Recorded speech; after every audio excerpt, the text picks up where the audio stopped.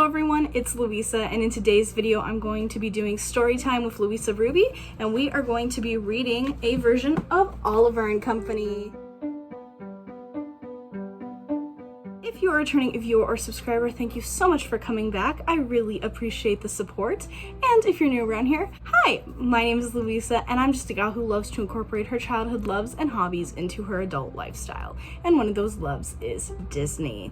So this is yet another Melick Adventures collaboration, or a MAC as we call them for short. Basically how this works is that the YouTube channel, the Melick Adventures, they are amazing. They are known as Ben and Danielle, and they host 2 of these per month, and generally they are themed around a Disney topic or a Disney movie, and you can do whatever you want for that collaboration. You can show your collection, you can do a craft, you can do a recipe. And so today I'm going to be reading a version of Oliver and Company, because today's theme, or the MAC for today, is Oliver and Company, which is a Disney movie I really love.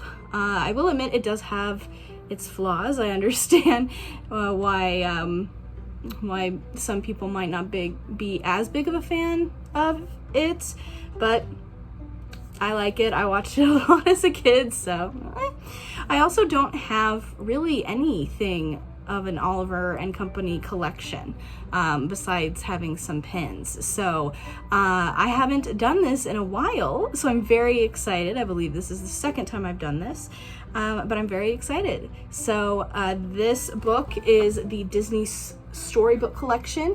I have a few others in this collection, like the Disney Princess collection. I think there's one like Adventures, and then there's one like Classic Storybook collection. So this is what it looks like. Love it.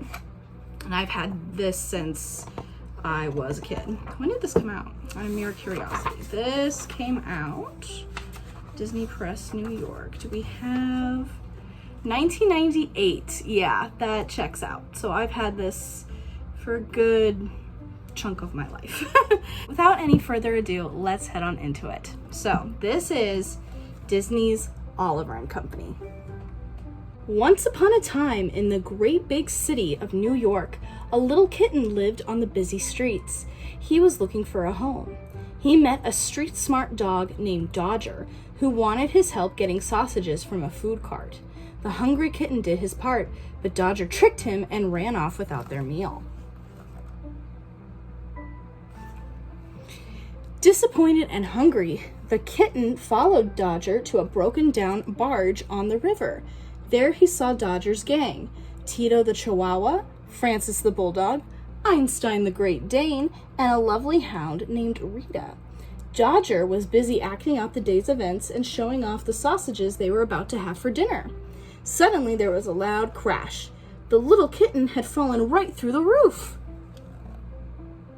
The gang laughed and welcomed the kitten to their home. Soon their master, Fagin, walked in the door. Fagin wanted to see what his pals had collected that day.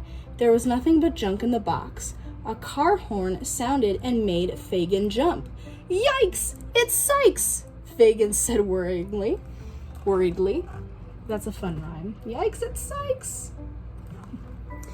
Fagin owed Sykes money and did not have a way to repay him, and Sykes was awfully mean. While Fagin begged for more time, Sykes's Dobermans came aboard the barge and began pushing everybody around. When they tried to corner the kitten, he reached out and scratched one of the Dobermans on the nose. Fagin and his gang were very impressed with the kitten's bravery and decided to make him one of the gang. At least the kitten had a home for now.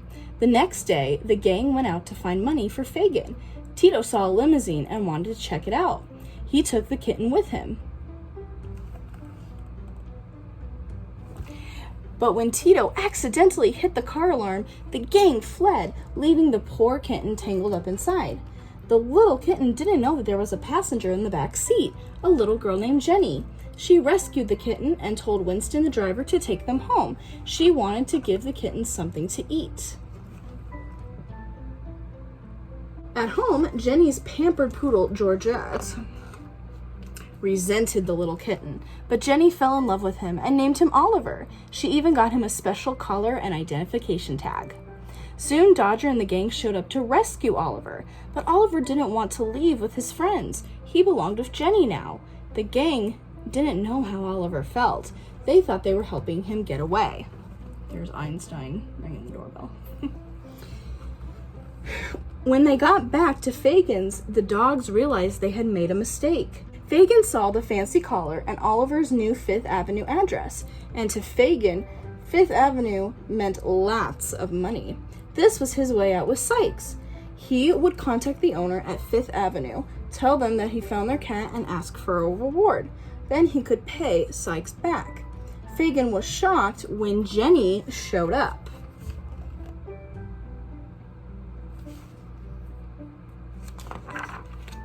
To get Oliver. He could never take money from a little girl. When Sykes drove up to get his money, he saw that Fagin was letting the little girl go. He was furious. He grabbed Jenny and kidnapped her.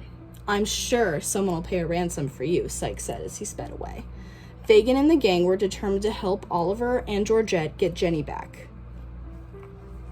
So there they are on the barge, and he's like, "Oh, I can't take your money." They hopped onto Fagin's scooter and followed the car to Sykes's warehouse. Then the dogs made their way into the warehouse, where they found Jenny tied up in Sykes's office. They were just about to rescue her when Sykes and the Dobermans found them. Suddenly, Fagin drove his scooter into the warehouse and they all jumped on. Sykes and his dogs followed them. The chase was on. Fagin headed for the subway, sure that Sykes couldn't follow him, but he did. Fagin drove his scooter onto the subway tracks with Sykes close behind. Oliver jumped into Sykes's car to make sure Jenny was okay. He bit Sykes's hand until he let the little girl go.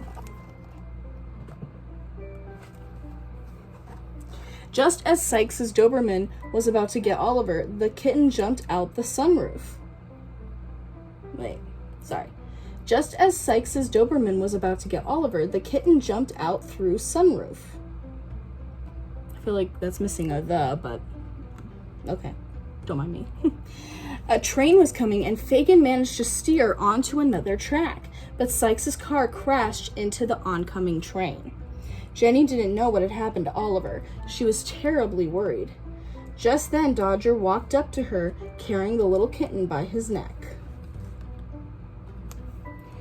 When Oliver saw Jenny, he began to purr. Jenny was overjoyed that Oliver was all right. The very next day was Jenny's birthday. She had a big party at her house. Fagin and the gang were all there. Everyone was happy, but nobody was happier than the little orphan kitten who had finally found a home. And that is the story of this storybook's version of Oliver and Company.